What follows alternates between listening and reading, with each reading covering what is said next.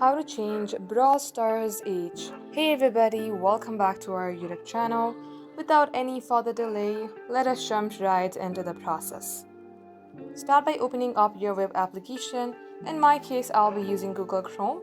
So the only way you can change your age is by filling up a contact form. At the top search bar, type in Brawl Stars contact form, and it will show you contact form at the first search result. Tap open the link and you will land onto a page like this. Under here, tap on Contact Us. Once done, you will land onto this page again. Under here, select your language, your category, and also enter your player tag. You can find your player tag if you open up your Brawl Stars app. And once you do so, enter your email address that is registered with your account, type in your message, and tap on to submit. Once you do so, you will soon receive an email and that will fix your problem. Thank you for watching the video till the very end.